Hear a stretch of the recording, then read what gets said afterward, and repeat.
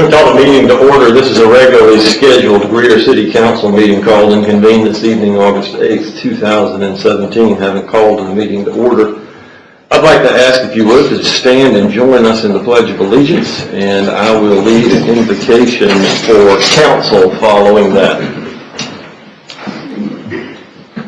I pledge allegiance to the flag of the United States of America and to the republic for which it stands, one nation, under God, indivisible, with liberty and justice for all. If you would join me this evening in a moment of silence for Mr. Eddie Case and his family. Mr. Case was the administrator in Fountain Inn for a number of years, and then recently had gone to work for the city of Simpsonville. A friend to many of us, a father and a family man, and was truly dedicated to his profession. So join me in a moment of silence, and I will lead council in an invocation following that.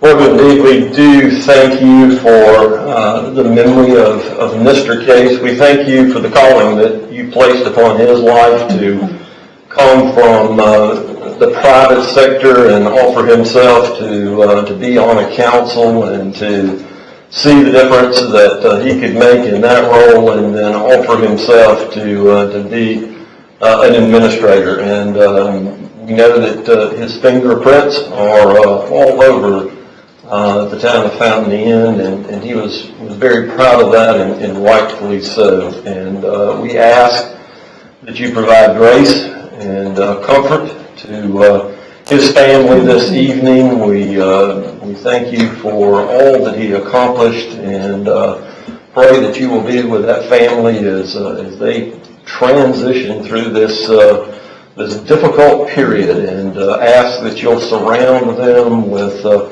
family and friends, and that they will lean to their faith as they deal with this sudden and unexpected loss of Eddie. And we thank you for his life. We thank you for these that have come this evening to lead and guide this city. We thank you for the calling that you've placed upon our lives that brings us to this table. We ask this evening that you would give us insight, that you would give us understanding, that you would give us empathy, and that you would bless all our efforts as we seek to do your will in leading this city. We ask all these things in your Son's name. Amen. Amen.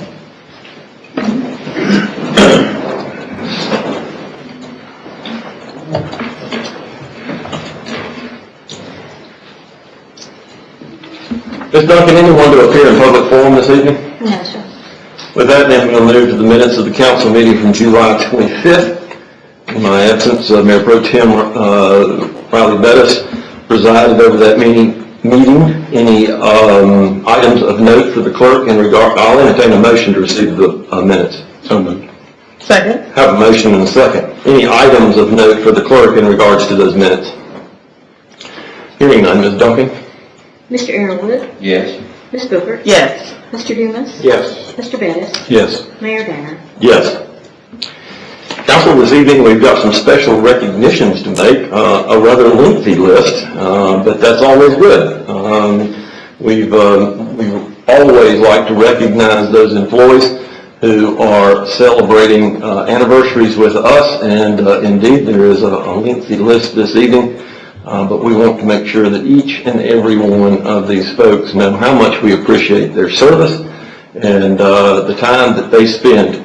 I see several of the folks have their families with them this evening, and that is so appropriate as they come. And many of these are employees that work unusual hours, long hours, oftentimes away from their family for stretches of time that are different than most of us, some in harm's way, and so we always want to thank their families as well too. And so I'd like to ask the administrator, if he would, to join me here in the front, and we will make some special recognitions.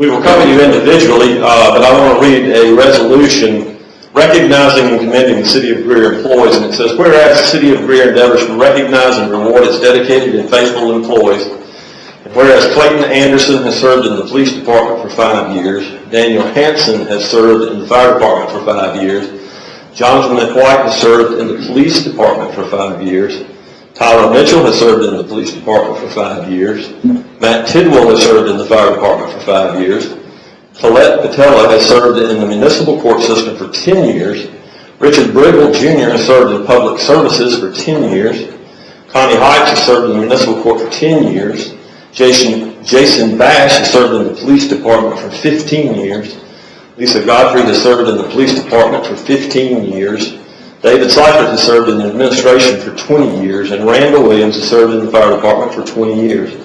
Whereas these employees have served in a distinguished and professional manner, now be it therefore resolved that the City of Greer and the Council in a duly assembled meeting wishes to officially recognize and commend these employees for the distinguished and dedicated service which they have performed. Be it further resolved that the City of Greer hereby rewards these dedicated employees with a certificate of appreciation and an administrative day off with pay approved this, the 8th day of August 2017. If you would, join us at the front as we call your name, and if you'll just remain up here, Tyler Mitchell.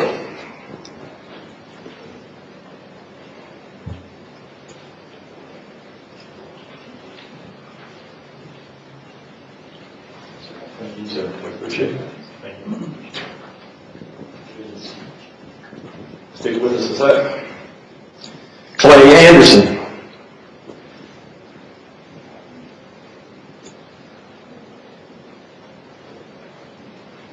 Thank you, sir.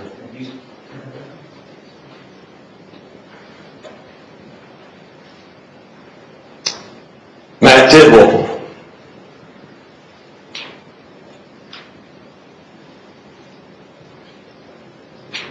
Thank you, sir.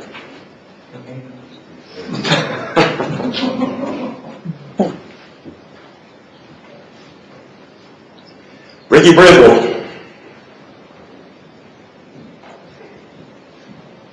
Appreciate you, sir. Thanks, sir. Thank you.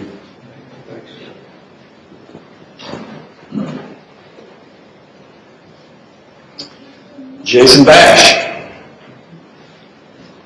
Jason, it does not seem like 15 years since you came on, sir. We thank you.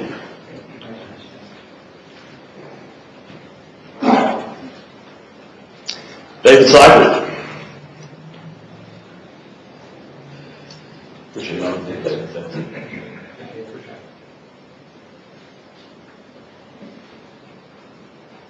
Randy Williams.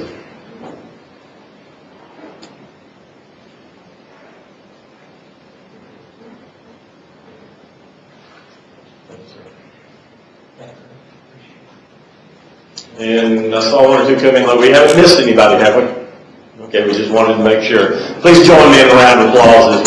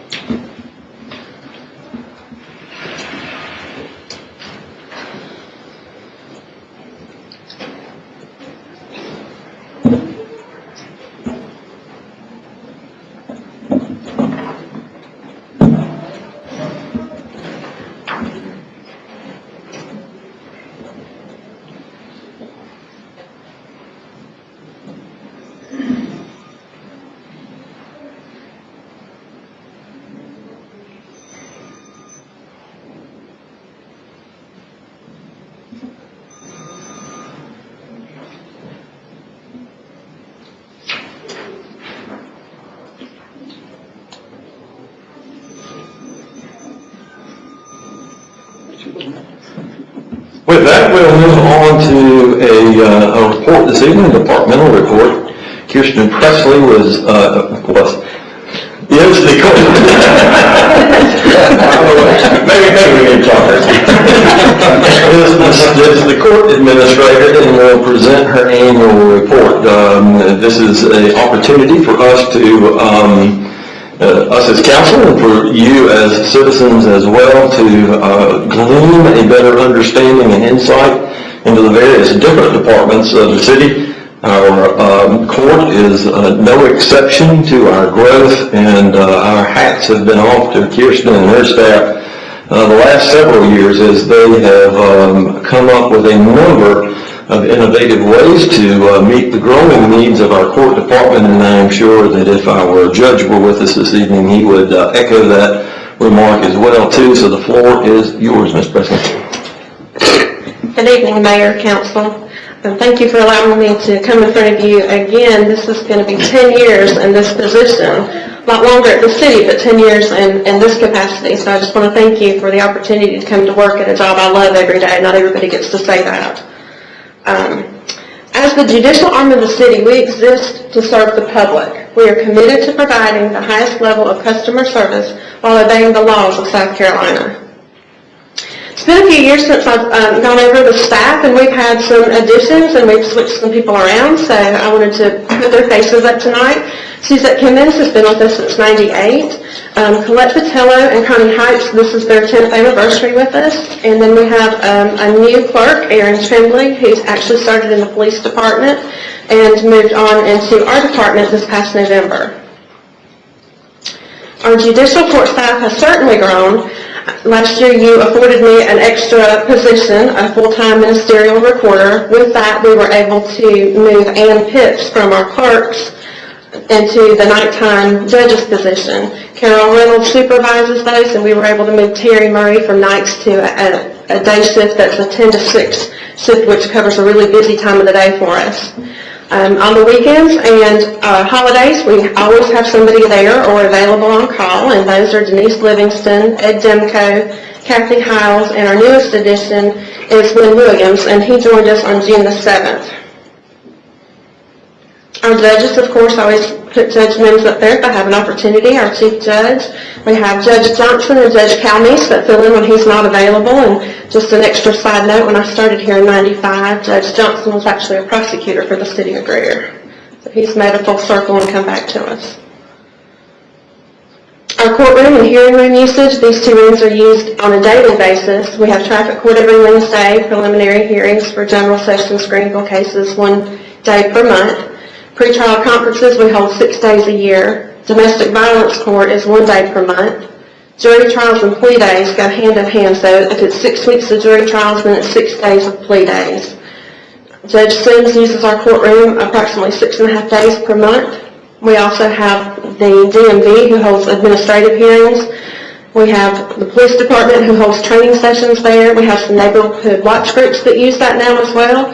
And then we have arraignments every day, and with the addition of the full-time ministerial recorder, we were able to take it from 2 sets of arraignments or bond hearings a day to 3, which keeps the jail cleared out, which not only helps the police department, but it also gives better times for the victims to come and observe if they want to participate in that bond hearing.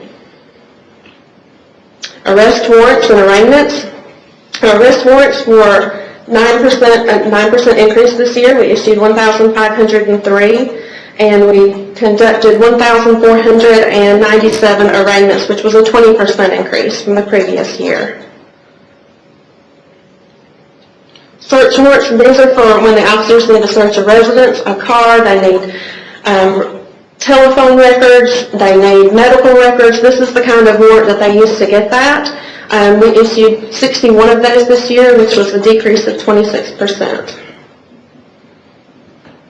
Some of our accomplishments, ministerial recorders are always working hard, but some of the highlights from this year was they all completed their mandatory 14 hours training, which includes 3 hours of ethics. They have to complete annual domestic violence training, substance abuse and mental health counseling. We have quarterly in-house training on the weekends that I conduct. We have online safety training. Judge Reynolds received her recertification from the state. As a judge, you have to recertify every 8 years. She passed that and recertified. And we have the two new judges, Lynn Williams and Ann Pitts. Ann Pitts has passed her test and completed her training, and Judge Williams just completed his class and took his test on Friday, and we are eagerly awaiting the results of his exam. Some of the challenges they face are new case laws, and these are different than the state laws. These are interpretations of the laws that can drastically change the way that we use those laws, and there can be interpretations from one end of the spectrum to the other. So learning those new case laws and how they correlate with the state laws can be a little bit tricky, but we have to know them in order to issue the correct charges. We have changes of procedures that are dictated by South Carolina Court Administration, right down including the new and updated forms that change as the laws change and the rights per laws change. Domestic violence cases, because it changed 2 years ago, they're a trickier case to hold. There's a lot of different elements that change which court it belongs in, so they really have to know these laws in order to not only issue the right warrants, but to make sure this person gets the right bond and that they go to the right court. We've also seen the complexity of crimes changing. We found ourselves doing a whole lot more research than we have in the past. Different crimes that we're seeing, and the complexity, part of the complexity is the law itself. Part of them are just the types of crimes that we're seeing. And of course, they are always supposed to know the variety of the crimes and the elements of the law. They can always look at these, but these are things that they have to know. And we think that that particular part comes with all of the training they get. Even though it's a mandatory 14 hours, most everybody in our office gets 30 to 50 hours of training. I send them to every training I can find. The more that they can train and participate in those programs, the better that they're going to serve the city.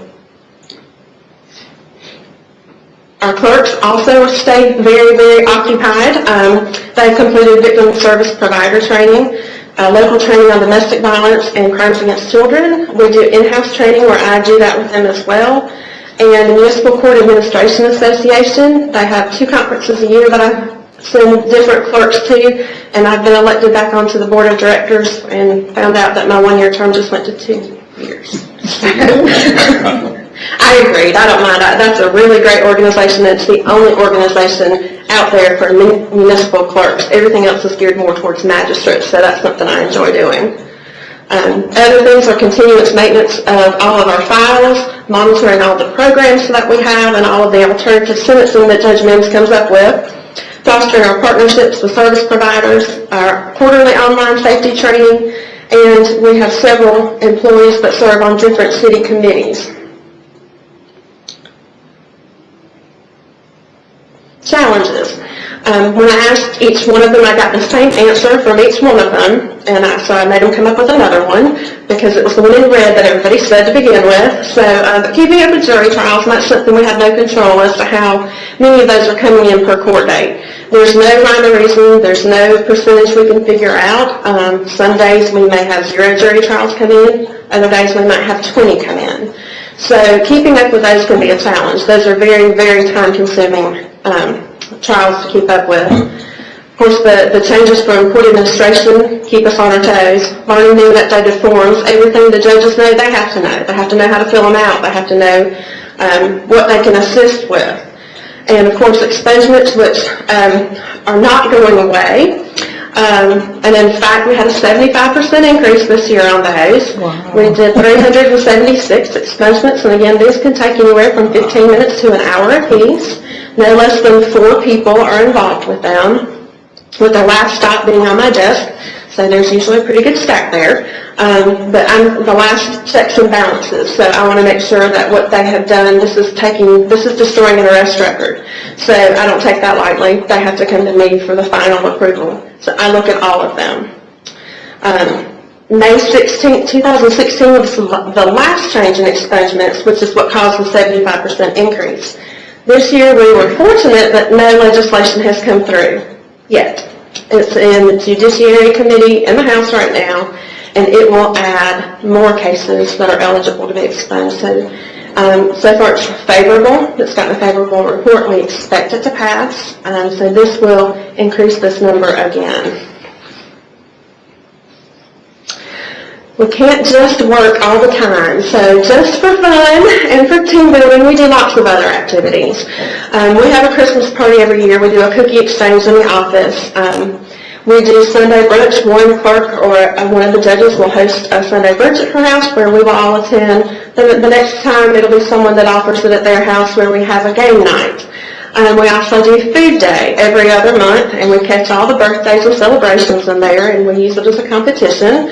And whoever wins has the best food gets to choose the theme for the next one. So we've had things like salads, casseroles, dishes made with cream cheese, breakfast, fresh fruits. We try to keep it fun, and it's just something to lighten the mood. And since what we deal with is not the happiest stuff, we try to find ways to make it positive. And then as you see on there, I've got a ticket. I took the book, The Energy Bus, that Mr. Drager's had us read, really to heart. And so I have passed that on to everybody in my office. They have all read it. And that is something we're trying to implement in our office because, again, it's very, very easy to be negative in the environment we work in.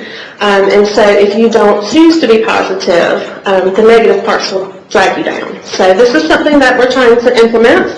And we've started it recently, and so we'll have some more functions coming up for team building that involve this. But it's something we're excited about. Strategic plan, we're always working on our customer service program. That can never be at its best. We always have room to improve. And our community service program, this was in coordination with the police department and public services. We've had to suspend this temporarily due to the transitions in the police department as well as some manpower shortage. This is not something we've abandoned. We just kind of set it to the side for a little while, and we'll pick it back up once manpower allows. It by no means that we don't use community service as sentencing. They just have to find a nonprofit organization in the community and then bring us proof of that. So these people are still contributing to the community. I'm just not seeing the numbers on a monthly basis, and I can't really quantify them at the moment as I could before with the police department's program. But we'll get back to that. Domestic violence court, which has kind of been my baby from inception. We started that September the 8th, 2015 with the police department, the Attorney General's office.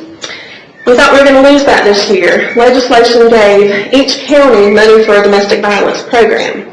So the counties wanted to incorporate all of the municipalities within their area, and the Attorney General's office stepped back and said, we'll give all of our cases back from where we were prosecuting, and the counties can handle them, they've got the money. After some negotiations and begging and pleading, they do realize that because we are in between two counties, our situation is unique, and we did have a program up and running that was successful. So each county allowed us to stay with the Attorney General's office, and they agreed to stay with us. So right now we're the only court in the state that has the Attorney General's office prosecute our domestic violence cases, and those are regular bench trials all the way through our jury trials. It's the same prosecutor and victim's advocate that serves the court through the entire process. And of course, this partnership has fostered others with battered treatment services, and we also have victim services available when they come for court as well. The reason we do this is because South Carolina is 5th in the nation for domestic homicides. Last year we were number 1. The most recent numbers, 2015, in which South Carolina had 47 domestic-related murders, and that's just not acceptable. So the goal is to change this cycle of violence, and without a really good domestic violence court, you can't do that. So that's why this program is so important to our community. They just had a ruling from the Supreme Court. It was a declaratory judgment called Doe v. State, where they are looking to amend the definition of a household member. That's what decides if it's domestic violence. This is a husband and wife, do they have a child in common? They want to say that if you're just living together as a couple and you're not married, that you don't count for that law. Well, the Attorney General's office filed paperwork saying, wait a minute, we need to look at that before you put that into motion. So that right now is on hold. But what that does is say that those are not intimate partner violence, and it is. That's exactly what we're targeting. People live together for years, not married, but live as a couple in a family. That's domestic violence. So we're watching that very closely, hoping that they're going to change that, because otherwise that's going to take a large number out of what we see. And if you're just going to charge them with assault and battery, they don't get the help they need. They don't get adverse treatment. They also don't get their guns taken away. In 2015, 64% of those domestic homicides were by a gun. So that's another part of that law that's very important that won't apply to people if they go with that ruling. So we're watching closely and hoping that they will reverse that. Our cases filed and disposed, we had a 23% decrease in our cases filed, 6,449 cases. We disposed of 7,276, which was also a decrease. Our bench warrant activity, I had to do the numbers a couple of times. We issued 602 bench warrants, which was exactly what we did the year before. 446 bench warrants were disposed of, which was a 19% decrease. And by disposed of, they're either served by a police officer, or the sentence is time or a fine, and the person can pay the fine, and then we can recall the bench warrant, and they don't have to go to jail for that. So those are included in those numbers. Jury trials increased by 21%. We had 433 scheduled trials, and that's in 6 weeks that we scheduled that many in the year. Last year it was 364, so that was a big jump, and we had a 16% increase for disposed cases, which is 324 we were able to dispose of. Last year it was 279, and then 115 were continued, and that's pretty on mark for the amount of cases we had. Preliminary hearings, which are just for Greenville County for the general sessions charges, and they're upon request of the defendant. We had 217 hearings scheduled, which was a decrease, but the 217 is the number of people. Those 217 people had 432 charges. And so we have to process every charge, not just every person. So the true picture of what goes through is the 432 charges. Of course, with a decrease in cases filed, you'll see a decrease in money collected.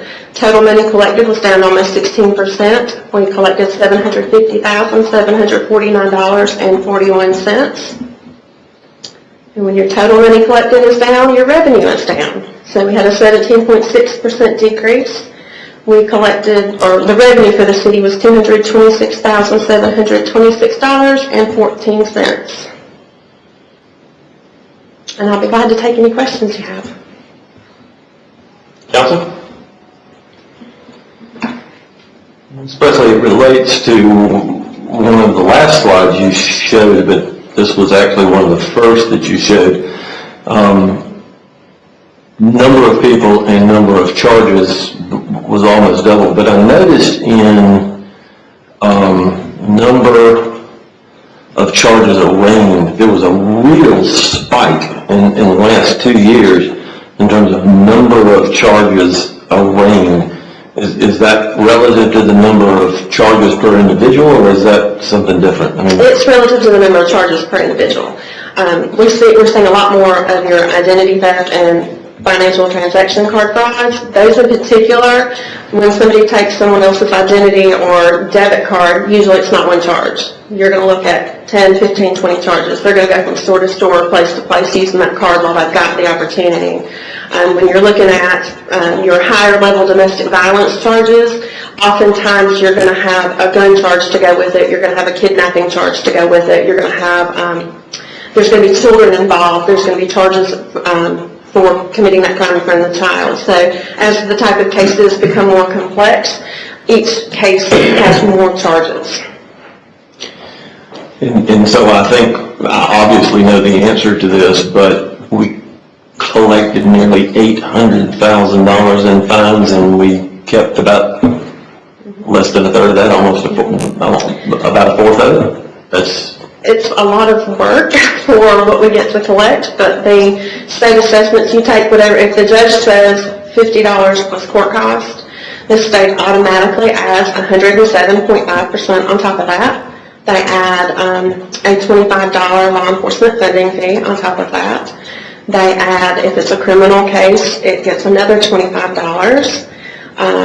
If you have a drug case, there's $150 added. DUI has about 5 more charges added, or costs added, so it depends on the charge as to what we get to keep, but it's very small compared to what we send to the state. Others?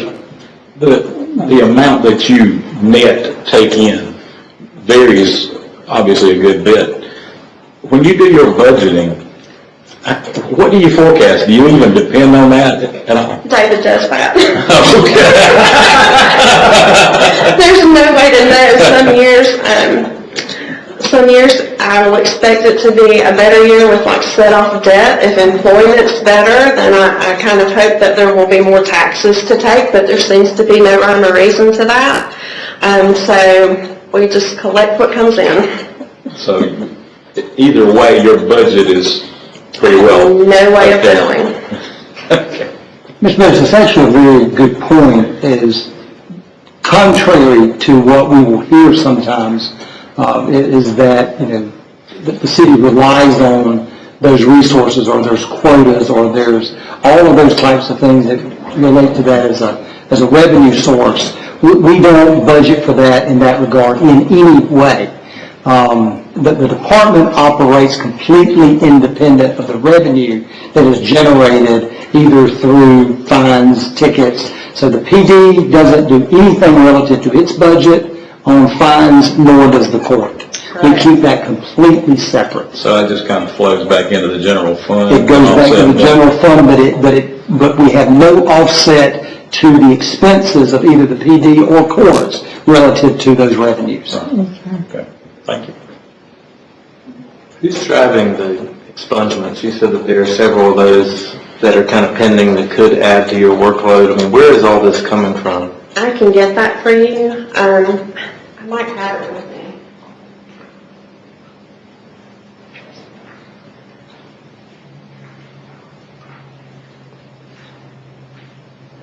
I didn't bring it. What I have seen is that the reason that they are trying to add more that can be expunged is so that people can get jobs, is the reasoning that I see behind it. That's what throws all the support behind it, is the idea that if you can clear someone's arrest record, that they can get employment. And of course, in order to clear it, they were found not guilty, or the charge was not crossed or dismissed. What that also does, though, is it takes those off of the criminal record, so the officers don't really have any idea what they're dealing with. So I can get you the exact people. I've got the actual copy of the bill on my desk. I can email you that information. But it seems like every year they're adding more eligible items, and they're not just at our level, but at General Sessions level. And everyone at General Sessions does. They charge about $150 for. And all they do is type up the paperwork. I mean, there's more to it behind it, but they type up the paperwork and get it signed. It then comes to us where we have to pull every docket from every court date that person had on that charge and every piece of paperwork behind it. And again, it takes us a good hour to process it out, and we by law cannot charge anything to handle. So we get all of the General Sessions that they're making the money from, plus all of ours that are automatic or are retroactive when someone comes in to request them. So, but I'll be glad to get you that information tomorrow. So the person, can they institute this themselves? Can they do it themselves? Yes. Yes, they come in and we print a form for them. They fill it out, and it comes, those that walk in come to me.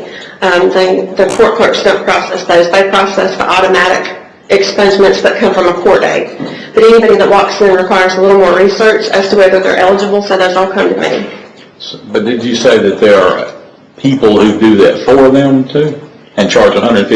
If they have a General Sessions charge, in order to get that done at the county level, you have to pay about $150.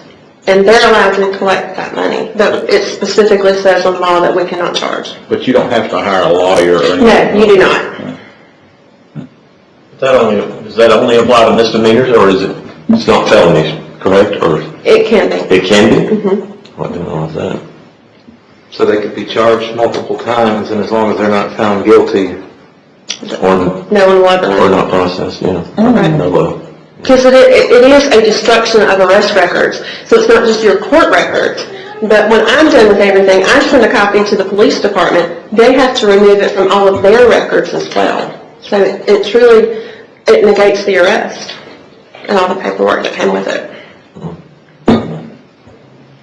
Others? Ms. Presley, we thank you for your information. We thank you again for the work that you and the others do over there, and appreciate that, and look forward to another year of service. We thank you. Thank you. With that, we'll move to the administrator's report. Mr. Driggers? Thank you, Mr. Mayor, members of council. We hope that you are aware there's going to be a total eclipse that's going to be taking place in about a week or so, Monday the 21st. We are celebrating that total eclipse here at City Park. We are having festivities from noon until 3 p.m. So as we approach that 2 o'clock hour, that we are completely prepared for our community to view that eclipse with us as a community.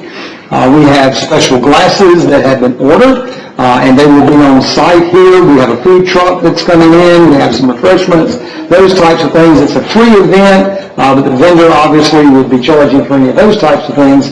But everything on site, the glasses, and the participation in the event will all be taking place here. We have a special exhibit that will be taking place in our event halls, particularly for our younger ones, our children, that they can come in and have an opportunity to learn a bit more about the solar system, with some special emphasis on the eclipse. That'll be here inside the building.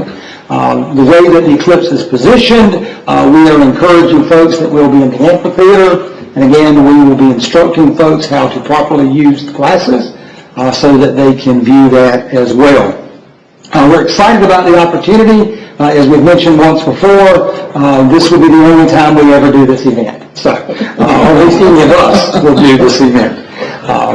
But we are looking forward to it. It'll be taking place on Monday the 21st, and again here at City Park between 12 noon and 3 p.m.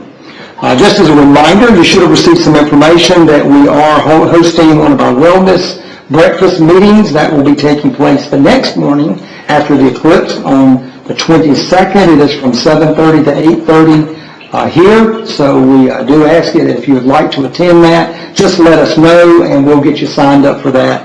And that counts towards your wellness points as part of your wellness program. And then, of course, we partner with our local Chamber of Commerce on their First Friday event. That'll be taking place on September the 1st. I particularly call your attention to that because Governor McMaster will be the guest speaker for that event. If you would like for us to make arrangements to secure reservations for you to attend that, please let us know. We'll be glad to do that, but we are expecting that will be a sellout event for that luncheon.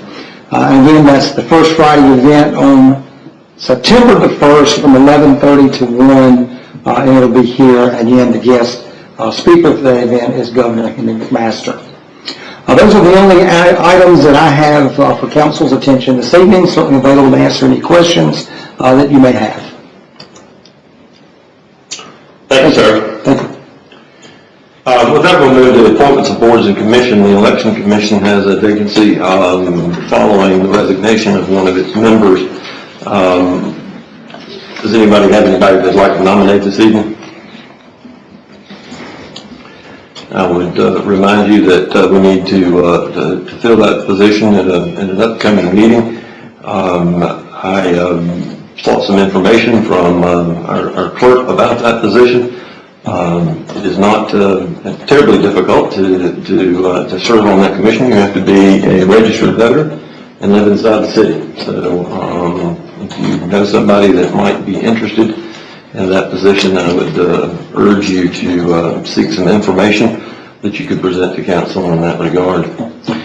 With that, then we'll move to items of old business. The first of which is before us this evening is the second and final reading of ordinance number 12-2017. This is an ordinance to provide for the annexation of a portion of property owned by Burdett and Bruce Properties, LLC, located at 519 Milford Church Road by 100% petition and to establish a zoning classification of PD for said property. Ms. McCormick, any new or updated information we need in that regard? Not at this time, Mr. Mayor, thank you. With that, then, I'll entertain a motion to receive. So moved. Second. And I have a second. Floor is open for discussion. Questions? Or comments? Hearing none. Ms. Duncan? Mr. Aaron Wood, Yes. Ms. Booker, Yes. Mr. Dumas, Yes. Mr. Bettis, Yes. Mayor Danner. Yes. Council, the second item before us in old business is the second and final reading of ordinance number 13-2017. This is an ordinance to provide for the annexation of properties owned by Jeffrey Snow and Krista Terry located on Suber Mill Road by 100% petition, and to establish a zoning classification of R12 for said property. This comes as well as the second reading. Any new or additional information? Not at this time, thank you. With that, I'll entertain a motion to receive. So moved. Second. I have a motion and a second in that regard. Any comments? Questions? Clarification? Hearing none. Ms. Duncan? Mr. Aaron Wood, Yes. Ms. Booker, Yes. Mr. Dumas, Yes. Mr. Bettis, Yes. Mayor Danner. Yes.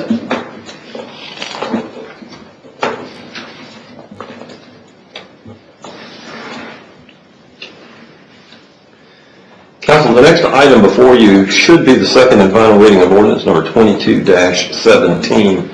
At the request of staff, I would ask that we hold ordinance number 22-2017 over.